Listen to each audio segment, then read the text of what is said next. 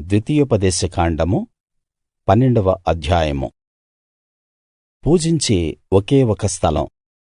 మీరు స్వాధీనం చేసుకోడానికి మీ పూర్వీకుల దేవుడు యెహోవా మీకిచ్చిన దేశంలో మీ జీవితకాలమంతా మీరు పాటించాల్సిన కట్టడలు, విధులు ఇవి. మీరు స్వాధీనం చేసుకోబోయే జాతుల ప్రజలు గొప్ప పర్వతాల మీద, మెట్టల మీద, పచ్చని చెట్ల కింద ఎక్కడెక్కడ వారి దేవుళ్ళను పూజించారో ఆ స్థలాలన్నిటినీ మీరు పూర్తిగా ధ్వంసం చేయాలి. వారి హోమపీఠాలను కూలదోసి వారి విగ్రహాలను పగలగొట్టాలి.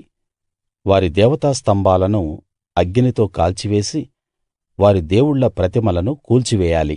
ఆ స్థలంలో వాటి పేర్లు కూడా లేకుండా నాశనం చేయాలి. వారు తమ దేవుళ్ళను ఆరాధించినట్టు మీరు యెహోవాను ఆరాధించకూడదు. మీ దేవుడు యెహోవా మీ గోత్రాలన్నిటిలో నుండి తన పేరుకు నివాస స్థానంగా ఏర్పాటు చేసుకునే స్థలాన్ని వెదకి అక్కడికే మీరు యాత్రలు చేస్తూ ఉండాలి. మీ హోమ బలులు, అర్పణ బలులు, మీ దశమ భాగాలు, ప్రతిష్ఠిత నైవేద్యాలు, మొక్కుబడి అర్పణలు, స్వేచ్ఛార్పణలు, పశువులు, మేకల్లో తొలిచూలు పిల్లలు వీటన్నిటినీ అక్కడికే తీసుకురావాలి. అక్కడే మీరు మీ దేవుడు యెహోవా మిమ్మల్ని ఆశీర్వదించి ఇచ్చిన మీ కుటుంబాలు యెహోవా సన్నిధిలో భోజనం చేసి మీ పనులన్నిటిలో సంతోషించాలి. ఈ రోజు మనమిక్కడ చేస్తున్నట్టు మీలో ప్రతివాడూ తనకిష్టమైనట్టు చేయకూడదు.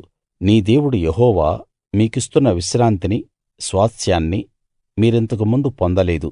మీరు యొర్దాను దాటి మీ దేవుడు యెహోవా మీకు స్వాస్థ్యంగా ఇస్తున్న దేశంలో స్థిరపడిన తరువాత ఆయన మీ చుట్టూ ఉన్న శత్రువులందరి నుండి మీకు విశ్రాంతినిచ్చి నెమ్మది కలిగిస్తాను.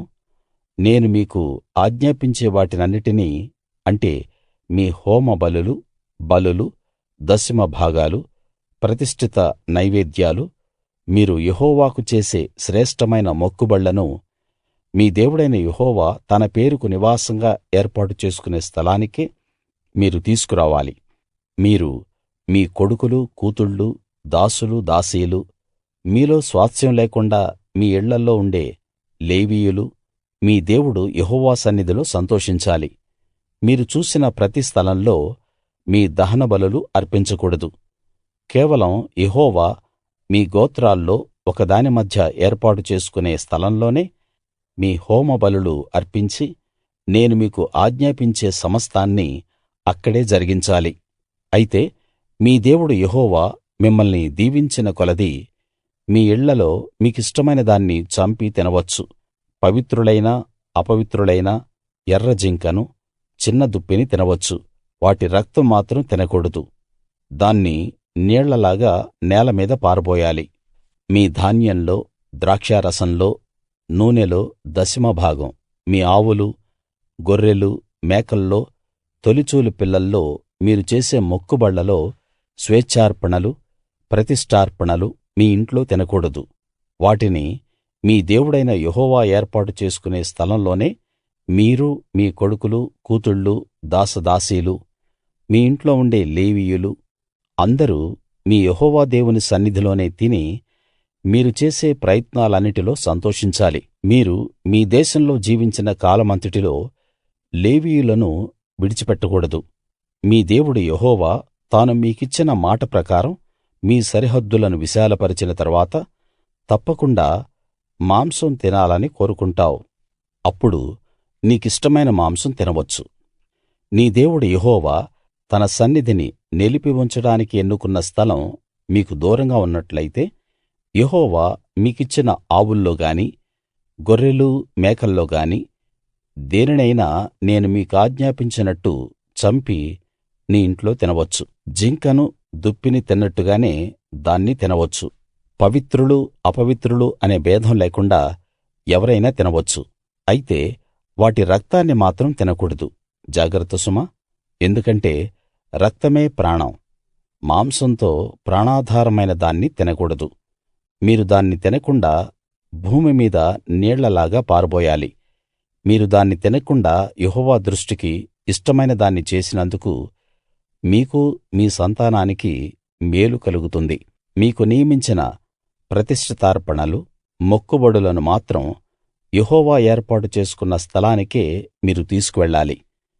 మీ దహన బలులను, వాటి రక్త మాంసాలను మీ దేవుడు యెహోవా బలిపీఠం మీద అర్పించాలి. మీ బలుల రక్తాన్ని మీ దేవుడు యెహోవా బలిపీఠం మీద పోయాలి. వాటి మాంసం మీరు తినాలి. నేను మీకు ఆజ్ఞాపిస్తున్న ఈ మాటలన్నిటినీ మీరు జాగ్రత్తగా విని పాటిస్తే మీ దేవుడైన యెహోవా దృష్టికి మంచిదాన్ని, యుక్తమైన దాన్ని మీరు చేసినందుకు మీకు, మీ తరువాత మీ సంతతి వారికి ఎల్లప్పుడూ సుఖశాంతులు కలుగుతాయి.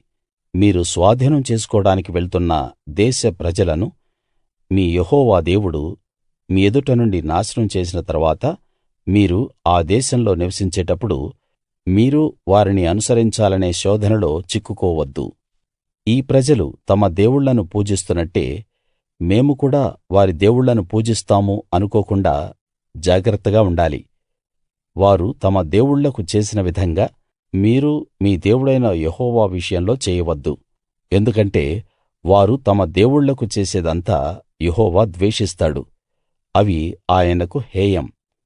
వారు తమ దేవుళ్ళ పేరట తమ కొడుకులను, కూతుళ్ళను అగ్నిగుండంలో కాల్చివేస్తారు. నేను మీకాజ్ఞాపిస్తున్న ప్రతి మాటను మీరు పాటించాలి. దానిలో ఏమీ కలపకూడదు, దానిలో నుండి ఏమీ తీసివేయకూడదు.